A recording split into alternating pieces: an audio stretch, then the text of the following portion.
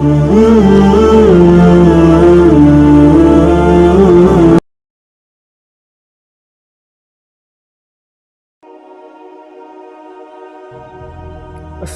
আলাইকুম রহমতুল্লাহ।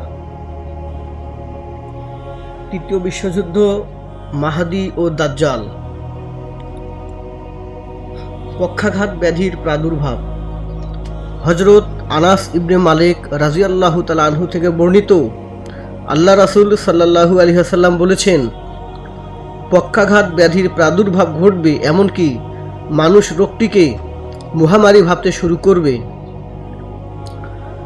পবিত্র কুরআনের সূরা রুমের 30 নম্বর আয়াতে আল্লাহ তাআলা বলেন, মানুষ যা অর্জন করেছে তার ফলে ডাঙ্গায় ও সমুদ্রে বিপর্যয় ছড়িয়ে পড়েছে। হতে পারে মানবতার শত্রুদের পক্ষ থেকে মানুষের উপর এমন ভাইরাস আক্রমণ পরিচালনা করা হবে যা পক্ষাঘাত ব্যাধির কারণ হবে, কিংবা এখন থেকেই মানুষকে এমন টিকা বা ফোঁটা খাওয়ানো হবে যা ভবিষ্যতে এই ব্যাধির কারণ হয়ে দাঁড়াবে। ইতিমধ্যে এমন এমন যন্ত্র আবিষ্কৃত হয়ে গেছে যেগুলোর সাহায্যে শূন্যে অবস্থানরত বিভিন্ন রোগের জীবাণুগুলোকে একত্রিত করে জীবাণু অস্ত্র তৈরি করা হচ্ছে। এই অস্ত্র প্রয়োগের মাধ্যমে মানুষের মাঝে নানা ধরনের রোগ বিস্তার লাভ করে। কাজেই ইহুদিদের পক্ষ থেকে প্রদত্ত যে কোনো চিকিৎসা বা সাহায্য জনগণের কাছে পৌঁছানোর আগে নিজস্ব পরীক্ষাগারে পরীক্ষা করে নেওয়া একান্ত আবশ্যক।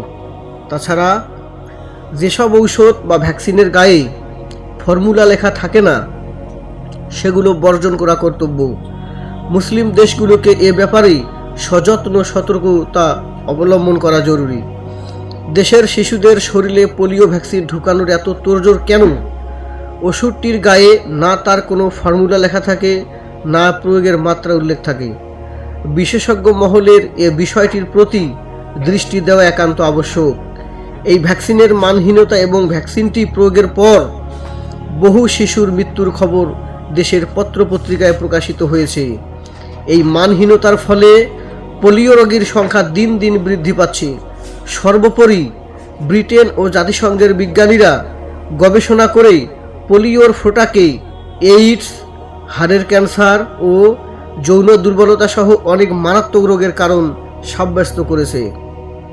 এই তথ্য আবিষ্কারের পর এই মুহূর্তে এসব ভ্যাকসিনের উপর নিষেধাজ্ঞা জারি হওয়া একান্তই জরুরি।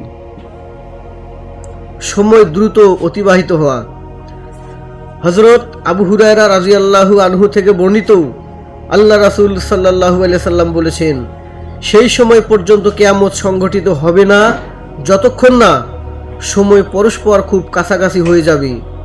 সে সময় বছর মাসের, মাস সপ্তাহের, সপ্তাহ দিনের, দিন ঘন্টার, আর ঘন্টা খেজুরের পাতা বা ডালের প্রজ্বলন সময়ের সমান হয়ে যাবে। এর অর্থ হলো সময়ের বরকত কমে যাবে। এ যুগে আমরা বিষয়টি হাড়ে হাড়ে অনুভব করছি যে সময়ের বরকত অনেক কমে গেছে। সপ্তাহ, মাস ও বছর কোন ফাঁকে কিভাবে চলে যাচ্ছে টেরি পাওয়া যাচ্ছে না। অবশ্য দিন ধর্মের সঙ্গে সম্পর্কহীন ব্যক্তিরা প্রশ্ন তুলবে যে সময়ের বরকত আবার কী জিনিস? আগের মতো দিন এখনও 24 ঘন্টা, সপ্তাহে এখনও পূর্বের মতো 7 দিনই হয়ে থাকে, মাসও তো পূর্বের মতো এ যুগেও 30 দিনেই হয়। কিন্তু এ যুগে বাস করেও যদি কারো সময়ের বরকতের অর্থ বুঝতে বাকি থাকে, তাহলে ফজর নামাজের পর থেকে রাতে শোয়া পর্যন্ত সময়টুকুতে আপনি কি পরিমাণ কাজ করেছেন আর কতটুকু সময় অযথা বিনষ্ট হয়েছে তার হিসাব করুন। তাছাড়া সময়ের বরকতের মর্ম বুঝতে চাইলে আপনি সারাটা দিন যে কাজে ব্যয় করে থাকেন সেই কাজটি ফজর নামাজের পরে আঞ্জাম দিয়ে দেখুন। এই সময়টিতে খুব অল্প সময়ে সারা দিনের সেই কাজটি সম্পন্ন হয়ে যাবে। অল্প সময়ে অনেক কাজ হয়ে যাওয়ার নাম সময়ের বরকত, আর দীর্ঘ সময় ব্যয় হয়েও তেমন কোনো কাজ আঞ্জাম দিতে না পারার নাম সময়ের বরকতহীনতা। জীবনের প্রতিটি পদে, প্রতিটি ক্ষেত্রে হিসাব করে দেখুন আমরা সময়ের বরকতহীনতার যুগে বাস করছি কি না। চাঁদের ব্যাপারে মতবিরোধ হওয়া।